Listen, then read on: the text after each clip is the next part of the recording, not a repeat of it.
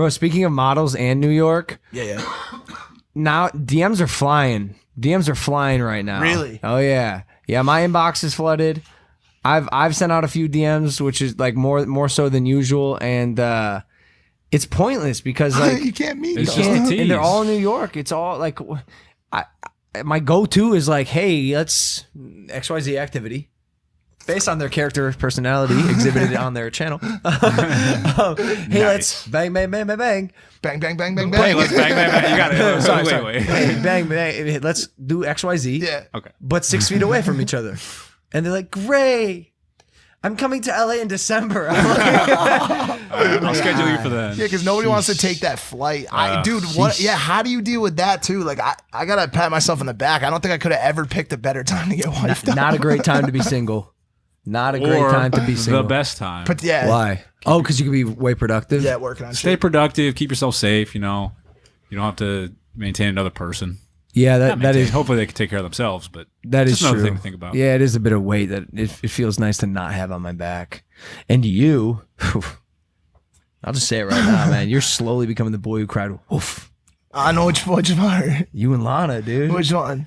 Which part of it? Just like I'll vent to you right now. Yeah. Oh fuck! I'll let Please, you. no, not talked real, about it. not super real shit on the podcast. It's pretty real. I got All a right, so semi you gave right me the now. call. You gave me the call. I was at the ranch. You're like, hey man, you know me and Lana are done for good this time. You know, I'm pretty sure. And I got this call last week too. And I'm his boy. And he sounded sad and he sounded like he wanted to talk about it. And as a good friend, I'm like, man, I'm sorry. Like, what happened? Try to do this. Like, just like be there for him. And then the next day, she's at our house working out. Yeah. And so, at what point are you just like talking, and Yeah. I'm being the supportive friend of the friend who Yeah. cries wolf? Everybody watching this has like that friend, especially the girls, and I do feel like a fucking asshole for doing that, dude. But like, yeah, we got a little carried away in a little quarantine fight, and I think we were spending a little bit too much time together. And she also, Amara, if you're watching this or hear this, she's also very like. Her Touchy. Very, and so like we had a little talk. I'm like, yo, listen, like I'm a little bit colder of a person. Like I like my space. I like to be able to like reach for shit like without having my arms like wrapped up at all times, like always in a full Nelson. So we covered, we covered a few things, and but it was too late because, by the way, she had already fucking gone and tweeted about it, and then everybody was like, yo, You guys act really hastily and really emotionally. I'm sorry to you too, especially, but Even bro, I had the conversation I had with Amara this morning. Like it concerns me how in your feelings how you guys make decision based on how you're feeling right now in the moment. Yeah. It's not always the smartest thing to do, especially Yeah. if you're really emotional. Because who But knows I what you're suck gonna do. I suck at relationships because I haven't had one in so long, and so like I'm just doing the best that I possibly can. And also I want to like post this conversation and saying that like I know that a lot of people don't want to like keep hearing about my relationship with Lana because they've been very vocal about it, and so like I've tried not to like.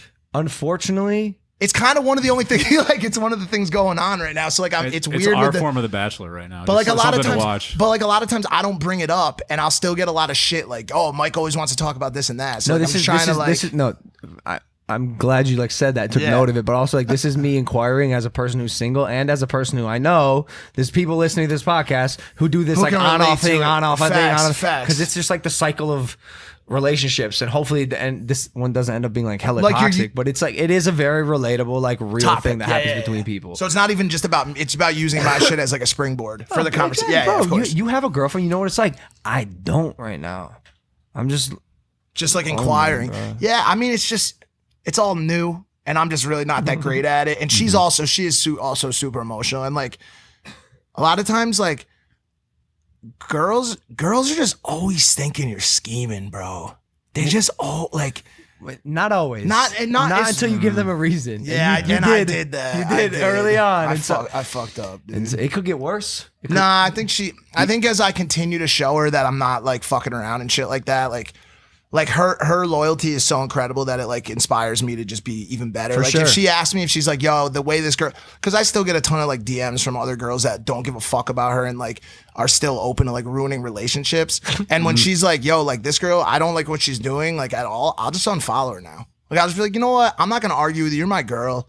And girls home watching this, don't fucking start to make your boys unfollow people. I'm not saying that, but like at the same time, like that's my fucking girl, dude. I'm a ride for her. Like if she wants me to fucking stop talking to some bitch, like I don't give a fuck, dude. It's true. It's just like you have to empathize with her a little bit, and anyone who's ever been in the situation where like when the foundation of trust, even if that wasn't like a virtue that needed to be upheld at that point in the relationship, when that foundation is broken at such an early stage, it can definitely cause a ripple effect that you'll feel throughout your relationship. Facts. Right. So absolutely. So it started maybe a bit rocky, and now you have some healing and mending and repairing to do. But you guys will get to a point where she doesn't need to be looking through your phone 24/7, because I've seen her doing it. And she also told me that if she sees my phone out, she's going to look through it to see if there's any incriminating she told evidence me on me. She goes, if your phone is laying out and for some reason I get the passcode, I'm gonna look through it. And I told you that if she does that, she would never do that. She looked me in the eyes and told me she would. Nah, but she would never do that. She asked me the other day about like